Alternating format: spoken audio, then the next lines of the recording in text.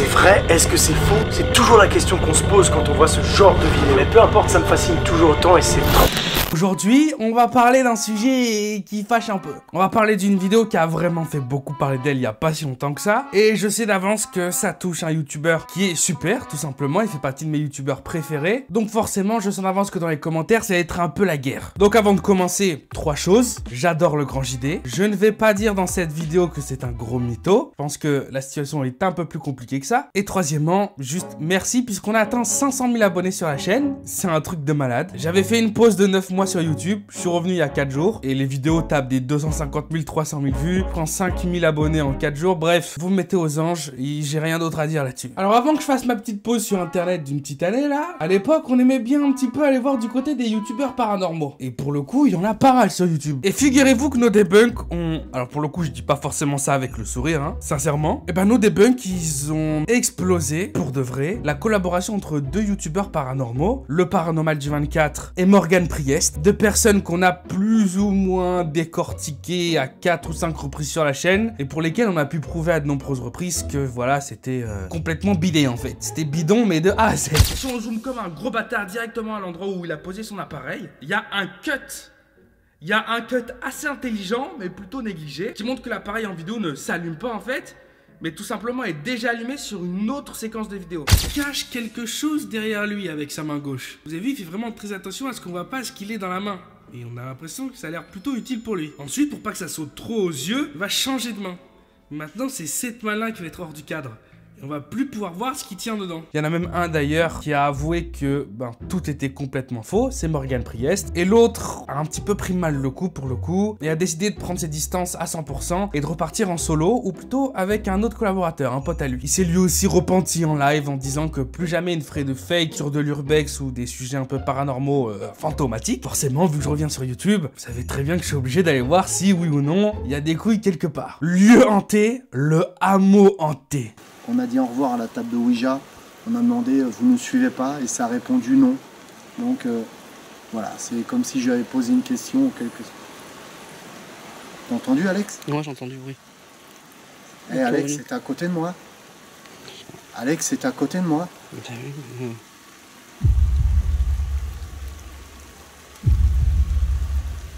Je viens de sentir une sensation, quelque chose, quelqu'un qui m'a effrolé, effrolé. J'en trouve plus les mots. Quelque chose qui t'a frôlé. Quelque chose qui m'a frôlé là.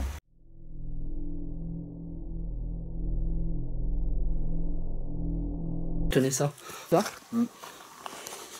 Donc c'est un petit coin sympa, malheureusement avec le temps ça se détériore.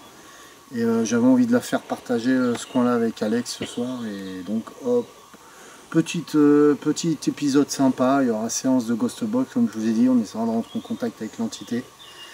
Et Ouija. À l'époque, j'étais rentré en contact, entre guillemets, je pense à du démoniaque à l'intérieur, donc je sais pas.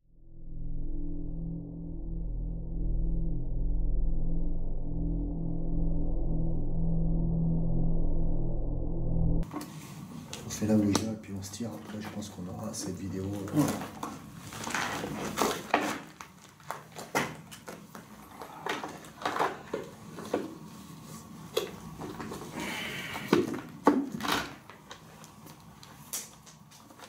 De ma mère, Alex. Ok, on est là, vous l'avez capté vous-même. On vient d'entendre, on va nous jeter un caillou. Je prends la caméra en main. Okay. Alex et moi, on coupait la ghost box qui se trouvait là.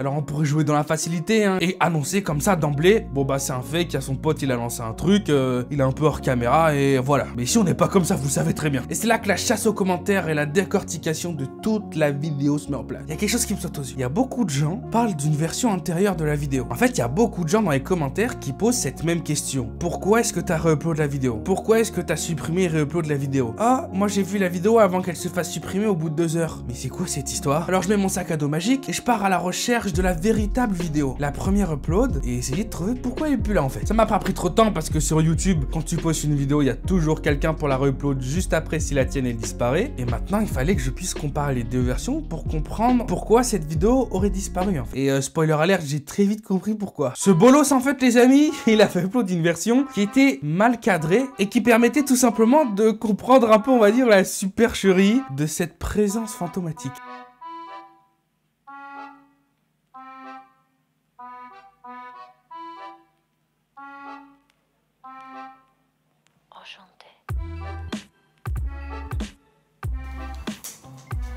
Tête de ma mère, Alex. Ok, on est là, vous l'avez capté vous-même.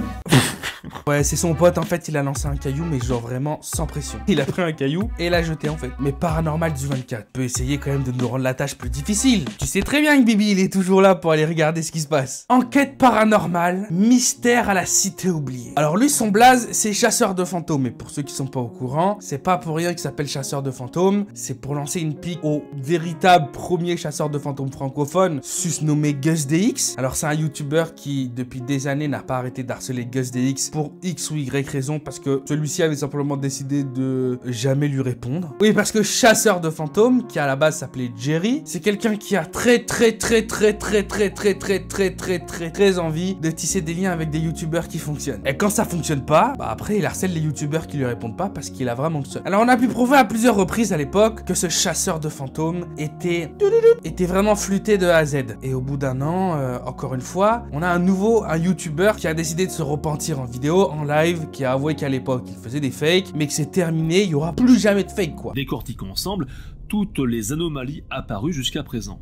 En premier, les grandes fluctuations incroyables de mon K2, décelées un peu partout dans le bâtiment. Deuxième fait étrange, ma lampe, oui, elle s'est mise en mode économie, alors qu'elle peut durer plusieurs heures chargée à bloc. Ayant en mémoire que ma lampe frontale ne s'est pas du tout allumée, à croire que quelque chose de puissant habite les lieux, ou du moins un flux électromagnétique très présent sur le site. Et troisième aberration, là carrément ma carte de tarot retrouvée au sol, sous quelques herbes alors qu'elle était tranquillement dans ma sacoche. Hypothèse, le fake ou un complice, alors là c'est un non catégorique. Pourquoi ? Vous m'auriez vu la sortir, ou du moins balancer ma carte pour faire croire que je la trouve. Je vous mettrai en fin de vidéo les deux rushs bruts de mes deux caméras pour vous démontrer qu'il n'y a aucune coupure et donc que je ne suis pas l'auteur de ce phénomène. Cette carte donc de tarot de Marseille, qui est la numéro 21, qui est le monde, on va la mettre là. On va la mettre là. La séance de Spirit Box n'a absolument rien donné. Aucune station radio, aucune voix de l'au-delà, rien du tout. Alors je range mon matos, je remets ma carte de tarot au fond de ma sacoche, et je décide d'enquêter en dehors de l'hôpital, voir si je peux filmer ou enregistrer des phénomènes paranormaux. Bonsoir! Quoi qu'il en soit, le pendule a parlé, je vais prier pour eux, tout simplement.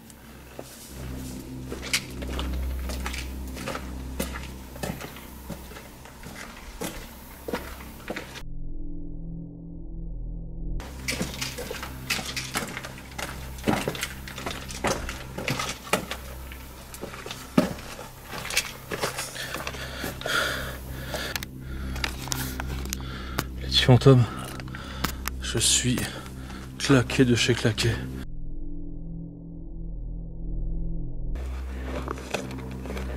Oh putain.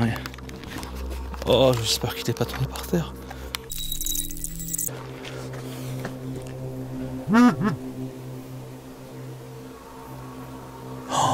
Oh non.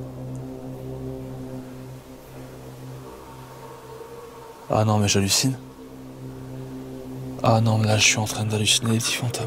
Mais attention, là il s'est protégé de toute dénonciation malhonnête. Parce que c'est un plan séquence, messieurs dames. En clair, sa caméra elle est posée et il n'y a pas de cut un peu maladroit ou de changement de position de caméra, comprendre ce qu'il se passe. Non, non. C'est-à-dire que d'un seul coup, il y a la carte qui réapparaît mais de nulle part. Je sentais d'avance que j'allais devoir me retrouver à analyser chaque frame, chaque image par seconde. Et je vous rappelle que dans une vidéo, c'est 25 images par seconde. Donc ça m'a pris un petit peu de temps quand même, je dois vous l'avouer. Et j'ai fini par trouver ça.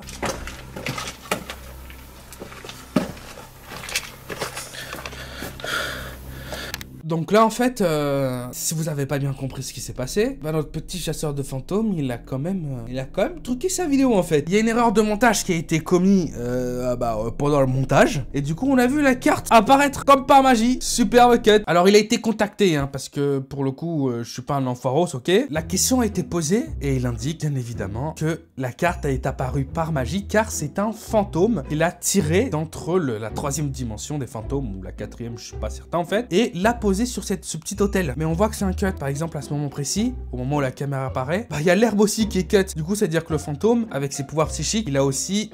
bah, cut ta caméra en fait. Et puis d'ailleurs, il a été sur Adobe Premiere, il a fait un montage, il a bien remis les scènes comme il fallait.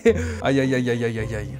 Fake. Alors là, on a un YouTuber qui a décidé de faire un genre de fake ou réel, je dirais. Pas certain de comment appeler ça. Je vais taire son nom parce que le but, c'est pas d'aller lui casser les couilles. Je sais que dans ma communauté, il y a des gens qui ont moins 42 QI et qui vont forcément aller sur sa chaîne YouTube pour dire « t'essayes de faire pareil que Théo ». Non, donc on fait pas ça, donc je vous filme même pas son blaze. Mais pour le coup, on a ce YouTuber qui a essayé de un peu debunk des vidéos. Et la debunk celle-ci. Première vidéo, voyons voir qu'est-ce qu'on a. Pardon. Ouais, donc il y a des trucs qui s'ouvrent tout seuls, oh là là, incroyable, les fantômes, très bien.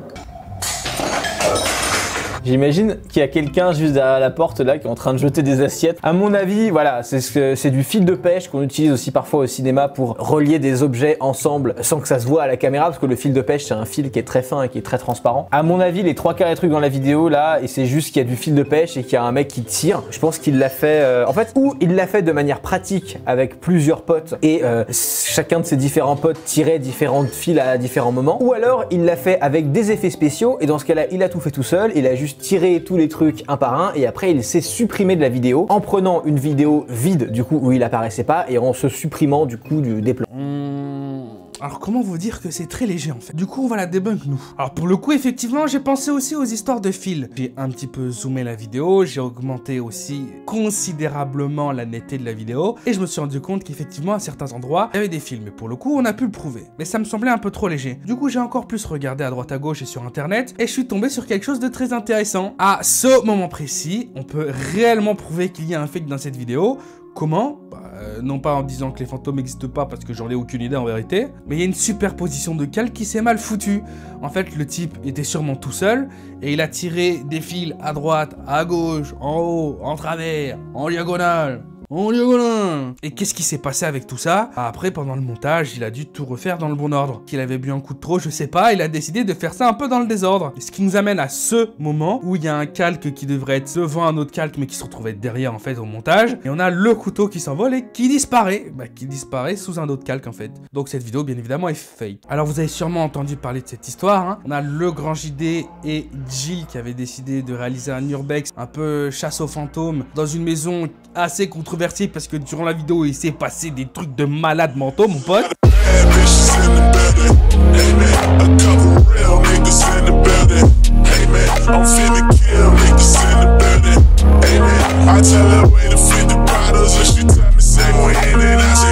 Et suite à ça, on a notre véritable chasseur de fantômes déchu. Alors déchu c'est un peu méchant parce qu'il continue à sortir des vidéos, elles sont toujours aussi bien qu'avant. GusDX qui avait trouvé que les bruits qui étaient présents dans la maison provenaient en fait d'internet. On voit que, eh bien, est-ce que je peux zoomer un peu? Voilà, que ça correspond au niveau du rythme, de la fréquence des coups assez parfaitement et quand on les met ensemble, c'est assez similaire.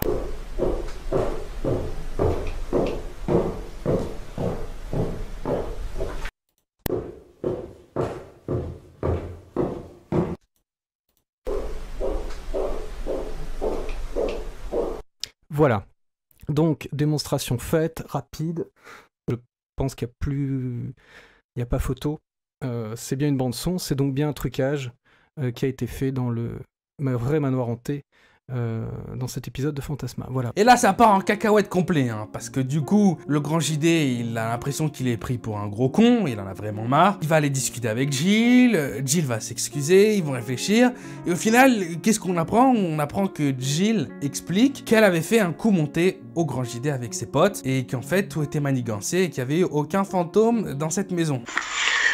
Oui, voilà, salut, c'est Damien ici. Donc, il y a Chris qui me demande de dire voilà ce qui s'est passé. Donc, en fait, on vous a piégé, hein, tous les trois. On avait commencé avec Nico et moi, avec sur Maria et puis sur toi. Bon, moi, j'y connais rien du tout. Donc, tout ce que je demande, bon, on arrête avec ça, qu'on me foute la paix. Moi, j'ai bien rigolé. Et pendant plusieurs mois, elle a pris cher. Elle a pris cher sur YouTube et sur Internet et plus personne la croyait sur ses explorations nocturnes. En même temps, remonter la pente, c'est très difficile. Hein. Je pense d'ailleurs que GhostDX s'en rappelle encore vraiment très bien. Et puis, sorti de nulle part, un an après, on a Jill, il y a quelques jours donc, qui sort une vidéo où, grosso merdo, elle explique qu'en fait, tout ça n'était pas un coup monté, mais un coup monté de coup monté. On est sur un double, triple agent secret et qu'en fait elle avait jamais rien préparé avec ses potes, qu'elle était réellement toute seule avec le grand JD et la troisième ou quatrième personne qui était là avec eux, qu'il s'est réellement passé phénomènes paranormaux. Il y a eu vraiment des pas de quelqu'un, d'une entité fantomatique. C'est passé des trucs chelous, mon pote.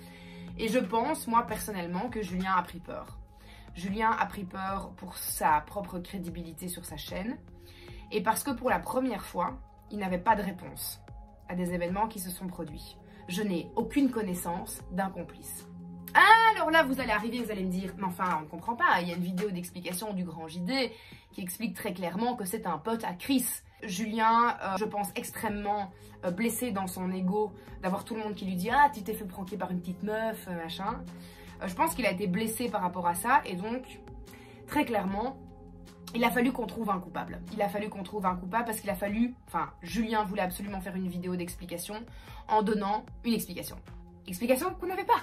Personne n'avait cette explication. Et donc, qu'est-ce qu'on a fait? Eh ben, on a inventé un coupable. Et il y a un truc qui me turlupine et c'est à ce moment-là que je vais sûrement un peu marcher sur des œufs, d'accord? Quoi, Jill, en expliquant que finalement, il n'y avait aucun fake de réaliser et que c'était réellement une entité paranormale qui était là-bas, alors que ça a été prouvé que c'était des sons qui venaient d'internet, en fait. C'était prouvé, littéralement. Il n'y a aucune raison de dire qu'en fait, c'était pas un trucage. Il n'y a aucune raison, tout simplement. Elle est littéralement en train de dire en vidéo qu'il y a une entité paranormale qui a été sur internet, c'est réellement ce qu'elle dit, qu'il y a une entité paranormale qui était sur internet, qui a été téléchargée des bruits de pas sur sound.mp3.com, qui les a téléchargés. C'est ce qu'elle est réellement en train de dire en fait, les amis. Vous comprenez un petit peu le décalage de l'histoire, le décalage de témoignage, comment il est illogique de A à Z. Et dans cette même vidéo qu'elle réalise là, il y a pas très longtemps, elle montre un passage, son point de vue à elle, qui est totalement nouveau, prouver que même de son côté elle a pas fait des clignements d'œil suspects ou qu'elle a pas essayé d'entourlouper notre grand JD préféré. Bien sûr, je l'ai analysé et bien sûr, j'ai remarqué quelque chose de chelou.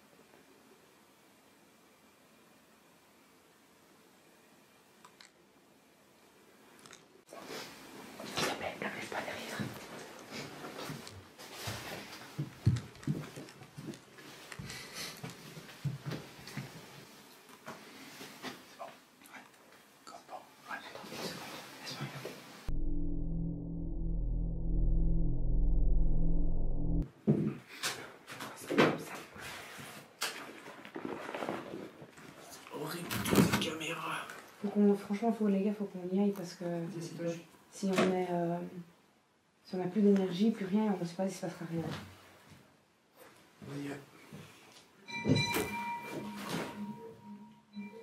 Et chier, c'était quoi ça?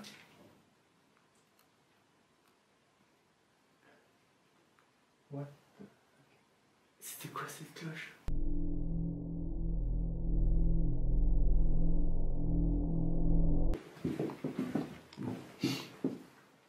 A de nouveau frappé. Évidemment, il n'y a personne. C'est pour ça que... Léa? Quoi? Il n'y avait pas ça avant. Quoi? Encore, tu l'as vu comme ça? Oh, je sais plus. Elle était pas comme ça. Elle Non. était pas comme ça, la corde. Non? Mais je me souviens plus maintenant. Non, elle était pas comme ça. Elle pendait pas comme ça. J'ai peur. Donc en effet, il n'y avait pas de corde, et ensuite, il y avait une corde. Et là, vous pouvez sûrement vous demander à quoi sert cette corde. C'est très simple, c'est une corde qui sert à activer une cloche, en fait. La cloche qui est tout en haut du bâtiment, tu tires sur la corde, elle est là. Alors moi, j'ai été voir sur internet, je tombais sur des vieilles photos qui datent de l'époque, et cette corde a toujours existé. La corde, elle est là depuis le début, sauf que d'habitude, elle longe le mur de la bâtisse, et elle arrive à la cloche, et en fait, il n'y a aucun moyen de base, il n'y a aucun moyen pour tirer sur la cloche. La corde, elle est vraiment sur le côté, et loin, et pas aller la choper comme ça. Du coup, cette Jill veut nous faire croire que le fantôme a eu besoin, après moi je suis pas fantôme, donc j'ai aucune idée de ce qu'ils peuvent réellement faire ou pas faire, d'accord, s'ils existent, mais elle veut nous faire croire qu'il y a un fantôme qui a tout simplement eu besoin, pour faire sonner cette cloche, d'aller au préalable, avant que le grand JD et Jill arrivent, au préalable de choper la corde qui longe le mur, de la couper, pour qu'elle soit plus facile ensuite à être prise en main, de tirer dessus, et puis de se rendre invisible bien sûr, pour que les autres quand ils arrivent, ils voient personne. Ah, et le fantôme d'ailleurs, juste avant, n'oublions pas, il a quand même été sur internet pour télécharger des bruits de pas, pour ensuite les activer avec une enceinte Bluetooth. Il y a quelqu'un qui a été sur les lieux, d'accord, parce que comme moi ça la rendait ouf cette histoire, qui a décidé tout simplement de vérifier un truc qui est tout bête en fait, vraiment tout con, personne n'a essayé de prouver encore. Est-ce que c'est possible d'allumer cette cloche et ensuite de disparaître, que plus personne puisse nous voir? On allume la cloche, puis quand quelqu'un vient vérifier ce qui s'est passé à la corde, il n'y a plus personne en fait. Est-ce que c'est possible? Est-ce que Jill, oui ou non, a pu avoir tout simplement un ami qui a allumé cette cloche et ensuite est resté dans un endroit qu'on ne pouvait pas trouver? Parce que derrière, après le grand JD et compagnie, ils ont bien regardé partout pour trouver s'il y a quelqu'un qui se planquait. Et la réponse en fait, elle est toute simple, ça prend 4 secondes pour arriver à un endroit où personne peut te voir. Et un endroit en plus où tu peux entendre toute la maison. Il y a un endroit en plus où tu peux activer une enceinte Bluetooth et émettre des sons sans que personne puisse savoir où c'est, alors que tout le monde à l'intérieur de la maison peut les entendre. Donc voilà, j'apporte pas forcément la réponse finale, mais je pense que d'un point de vue logique, la réponse finale, elle est entre nos mains en fait, elle est là. Non, il n'y a pas un fantôme qui s'est amusé à aller sur internet, télécharger des MP3 de bruits chelous pour ensuite les activer avec une enceinte Bluetooth. Non, il n'y a pas un fantôme qui a eu besoin d'aller choper une corde qui à la base était tout simplement fixée à un mur, ensuite pouvoir la couper pour pouvoir mieux la tirer, pour activer une cloche. Cloche qui a été prouvée d'ailleurs, c'est exactement le même bruit quand on la tire que quand on l'entend dans la vidéo du grand JD.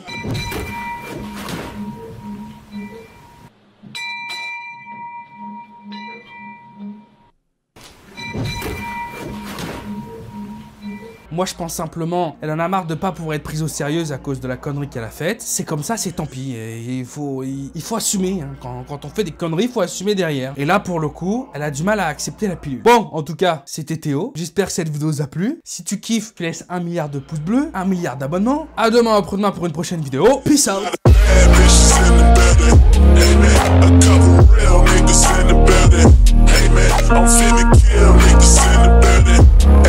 I tell her, wait